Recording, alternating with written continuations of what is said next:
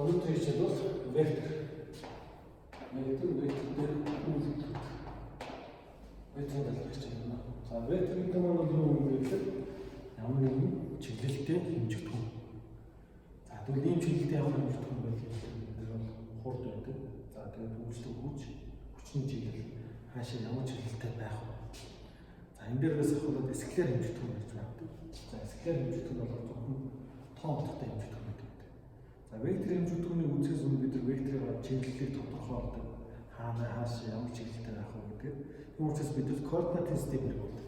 За энэ тэгэхээр түшинцэх координат систем бол Декартийн координат гэж авч үзье. За Декартийн координат нь хатгаан координат систем аваад энэ шиг ийм босоо шийдэл авах юм. Бүтээж хэлэх авах гэсэн. За энэ шиг бол за бид зөвхөн энэ шиг өөрийн туслалт нийж тавьдаг. За энэ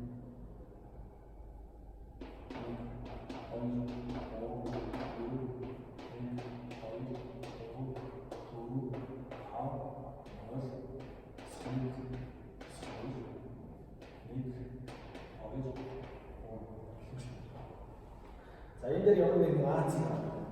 За АЦ-ийн координат нь болохоор x-ийн дагуу 4 x-ийн дагуу 4 y-ийн дагуу 3 гэсэн үгтэй байна.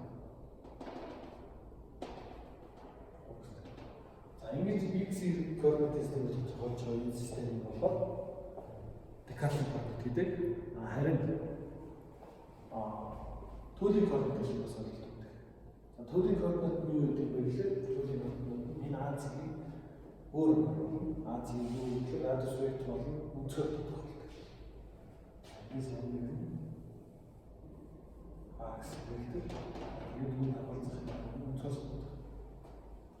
За энэ өнцөг энэ R векторын өнцгөр бол энэ АЦ-ийг тодорхойлж байна. Яаж байгаа гэхээр R гэсэн зайд бол дурын ангилсээс зөвхөн чиглэл үнцгийн тодорхойлох нь тэр АЦ-ийг байлгаж байна.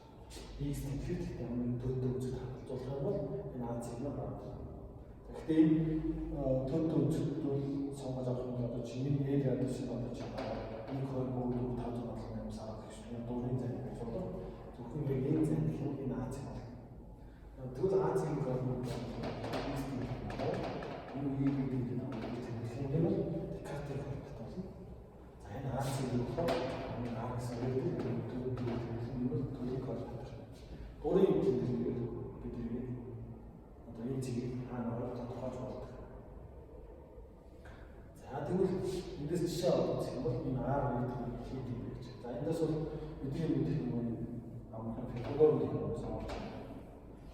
X-ийн дагуу 4 Y-ийн дагуу 3. За тэгээд энэ юм тийшээс сонгож байна гэж үздэг. За тэгээд энэ бол төдөө үздэг. Одоо бидний R-ыг тодорхойлж байна. За R-ыг тодорхойлох бол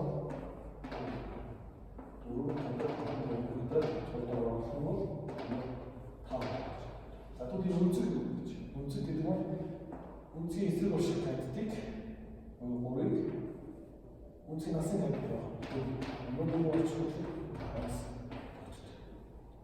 За эндээс таймс төвдөө маань болохоор төдөө зүг R таймс.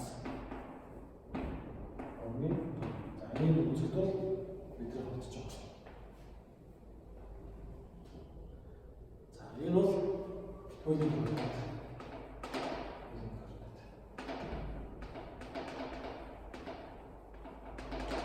Энэ бол Декартийн координат.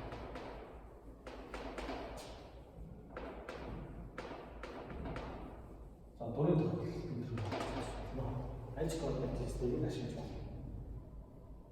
За тэгвэл одоо эндээс үлдээд тэгэхээр вектор. Яагаад энэ координат системийг авч үзсэн бэ гэхээр векторыг бид нар энэ координат системээр задлан дүрслэн хэлбэлээр координат систем бол маш их хэрэгтэй. За вектор нь юу юм бэ гэж. Ямар нэгэн скалар гэж юм болов. Ямар нэгэн чиглэл. Нэг математик хэлбэрээр бичих юм.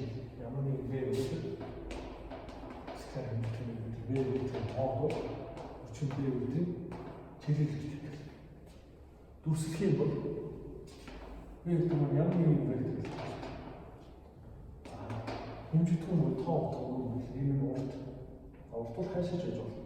Зөвхөн дүрслэхэд ийм урттай юм байна гэж болно. Тэгвэл энэний чиглэл нь яг энэ чиглэлийн дагуу байна гэсэн үг дүрслэхээр тайлбарж байна. Чиглэл.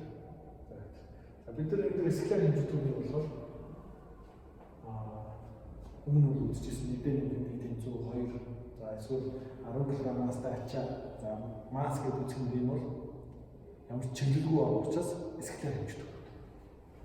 За вектор хэмжигдэх нь болохоор энэ чиглэлтэй хэмжигдэх юм бол чи хүндийн хүч. За энэ бол бүгд чиглэлтэй хэмжигдэх.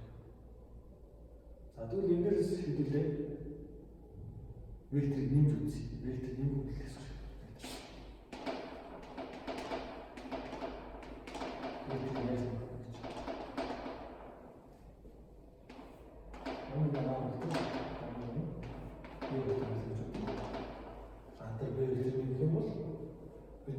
Борын параллелаар зөөж болно.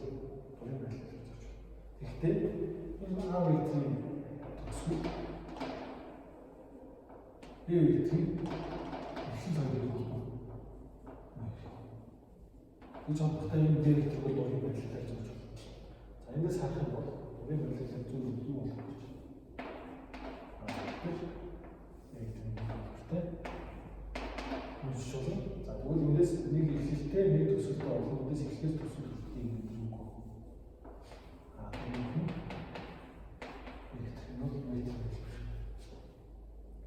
За эндээс скалар хэмжигдэх юм байна. Энэ яг А дээр нэг Б вектор хэд болох вэ гэдэг болоход бол энэ А векторын нийлбэр болох эндээс үүдээ геометри бодох гэж байна. Энэ Б тал, А тал, энэ А дээр нөх нь Б талч. За А дээр нөх Б талыг бид ямар нэг С гэдэг юм уу? С тал хэмжлэгээр геометри болохыг бодсоор энэ А дээр векторын уртыг болно. Энэ уртыг болсон чинь юусоо энэ скалар хэмжигдэх гэдэг нь болж байна гэсэн үг. А тэгвэл энэ болохоор хэд хэд векторыг бид хэмжүүлдэг. Бас нэмтгүүдэд байрыг өөрчилж болно. Юу болох вэ? А дээр нөх зүг гэдэг нь ингээд нэгдэл бол энэ хоёр юм гэдэг нь хоорондоо ихгүй байлгүй. Үйлдэл дистрал үүсгэх боловч үйлдэл хийж байна. За эндээс яг тэнцүү үг гэдэг. Одоо хэлээ эдгээр А вектор нэмж үзье. За тэгвэл Б вектор юм байна. А вектор гэдэг чинь Б-ийн төсвөл дээр А вектор. Тэгвэл эндээс энэ үг юм гэхээр энэ бол Эндээс ингэ үзэх юм бол яг дөрвөлжин төтөөр зураад үзэх юм яг урт. Энэ уртаа тэнцүү чиглэл бас параллел. Тэгэхээр чиглэл параллел гэдэг чинь чиглэл гэж хойд зүг рүү явах юм бол нэг алхацаад хойд зүг рүү явах чинь чиглэлээ л үзэх. За. Тэгэхээр нэмэлтгүүдэд байгаад байна. За вектор бол юм хаалганы. За энэ координатаас нэрч үзье. Координатаас нэрч шаардлагатай А вектор маань 3ij. За энэ явуулчтай нь гэхээр ij гэдэг бол i-ийн дагуу j-ийн дагуу нэг вектор. За 3i гэх юм бол i-ийн дагуу 3, j гэх юм бол i-ийн дагуу 1. Тэгэхээр а вектор төссөн нь i-ийн дагуу 3, i-ийн дагуу 1. За энэ бол за b вектор маань i-ийн дагуу i, i-ийн дагуу 2j. Үүсвэрлэхэд i-ийн дагуу 1, i-ийн дагуу i-ийн дагуу 1, i-ийн дагуу 2 гэсэн. Тэгвэл а дээр нэг b вектор бол А дээр нэг b вектор юм c вектор гэх юм уу? Энэ c вектор маань энэ дээр нэг c вектор бол 4i энэ энэ бол c вектор.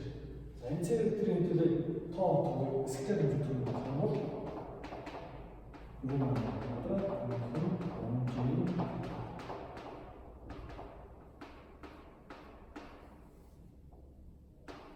эндээс бол А-ийн газар J-ийн газар нэг болдог. Эндээс C маань юусоо 5. 9. Тэгээд язгуур хариултаа. За энэ нь бол юу болж байгаа юм бэ?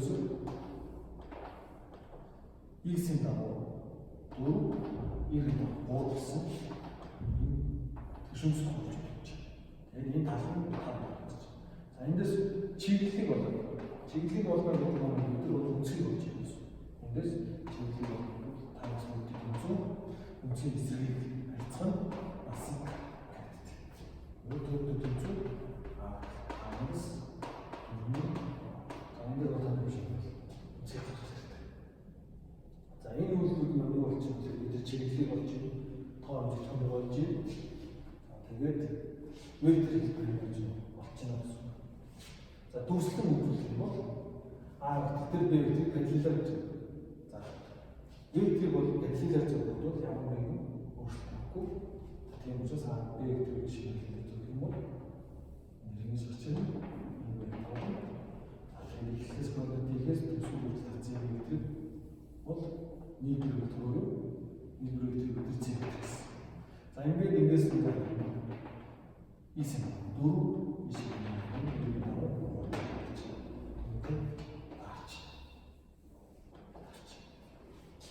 за одоо хэдүүл вектор хасаж үзье. Вектор хасах уу? Вектор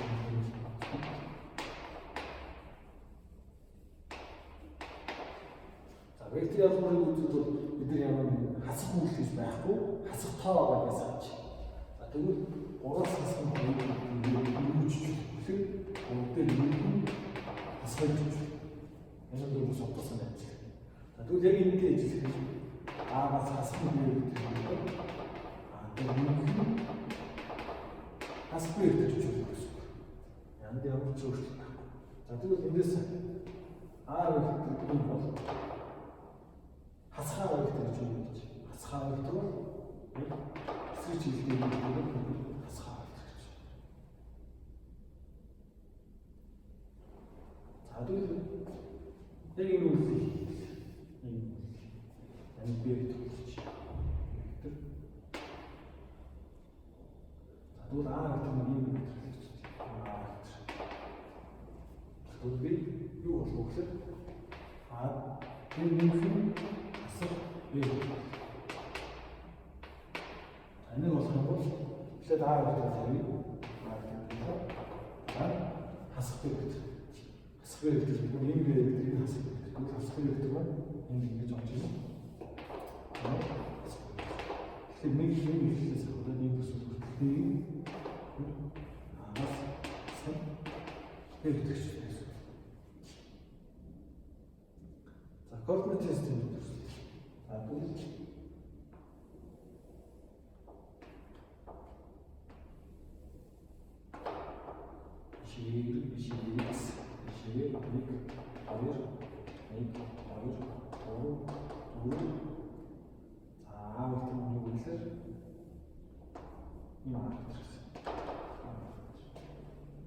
вектор маань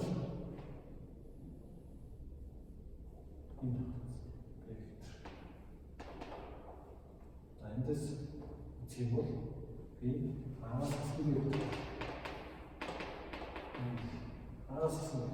тэгвэл хасахгүй вектор гэдэг юм. Хасахгүй вектор гэдэг нь энэ эсрэг чиглэлтэй вектор. Ингэж болттой энэ хасахгүй вектор яаж байгаа?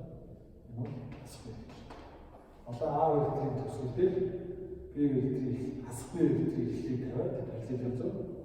За энэ бол юу вэ гэхээр хасах вектор. Одоо энэ ихлээс нь хоо B төсвөл гэсэн хатсан бол нэг хэдүүл яг C векторыг эдийн нь C вектор болох гэсэн.